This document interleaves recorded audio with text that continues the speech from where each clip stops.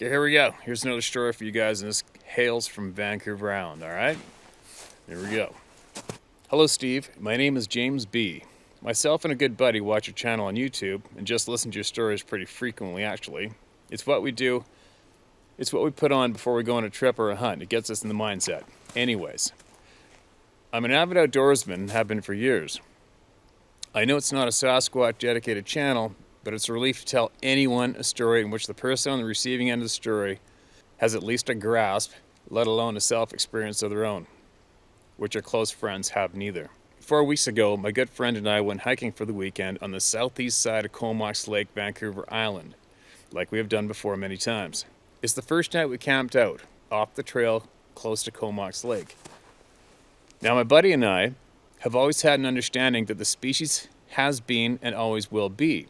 We've seen the evidence, heard the stories, and with the support of logic and the evidence, they are unmistakable and exist. No doubt. So, as a disclaimer, I'll tell you, we don't provoke or mess around, but merely show our respect to this creature and leave apples in the places we use for camp. As my indigenous native friend puts it, it's more about your intent. Just be thankful they let you in and out of the woods. As I was setting up camp, my buddy was throwing rocks in the frozen ice, and it sounded cool, and he did it a few times throughout the day. We gathered firewood and cooked food and enjoyed the view throughout the day and the fruits of our labor. When it was dark enough to just be sitting mesmerized by the glow of the fire, we started hearing many loud whoops and howls. We both know the sounds of elk and wolves and all the lives around us. This was not only deep, but crossed with the sound of a vocal cord. It come from 3 points around us, varying from about 100 meters away to what sounded like 2 or 3 kilometers away in a triangular form of communication. The whoops grew in loudness and echoed down the mountain and over the small lake we were camping at, so we decided to go to sleep. In slight terror already by this point, we heard a rock thrown onto the ice, recreating the sound my buddy was making earlier in the day. The only difference now is we were both in the tent and it was dark and it was about 10 times louder. My buddy and I stayed up throughout the rest of the night. The vocal sounds would change in pitch, volume, and distance, sometimes 30 meters from the tent.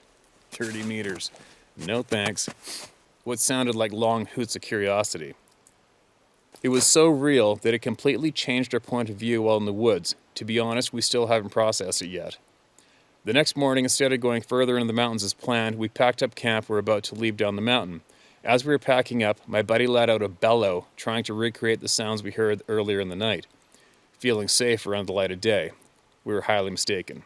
About a kilometer away came a loud shaking response. There is no way to recreate this sound. It shakes the rock under your feet.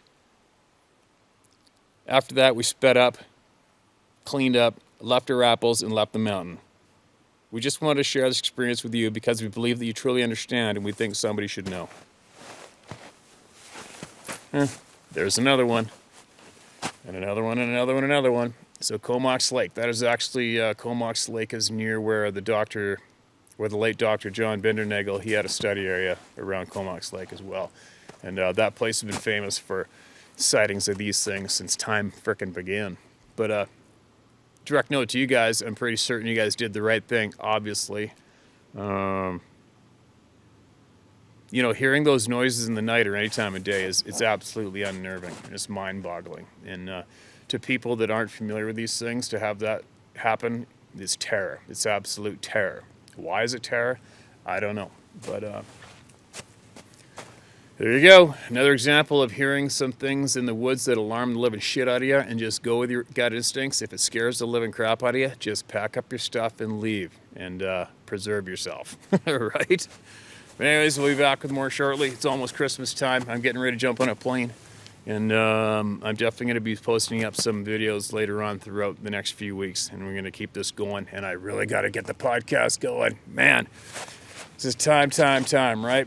There's a helicopter sneaking up behind me right now. I don't know why. But anyway, I didn't make that radio show last night. Solely because the guy forgot to tell me. Or maybe I didn't hear him, but apparently it was a 3-hour difference in time, so it's 5:30. He's panicking trying to get a hold of me, and I'm not even at home. And then I get home at 7:30 in the evening. I'm trying to get a hold of him, and it didn't happen. But I'll do it again. All right, talk to you later.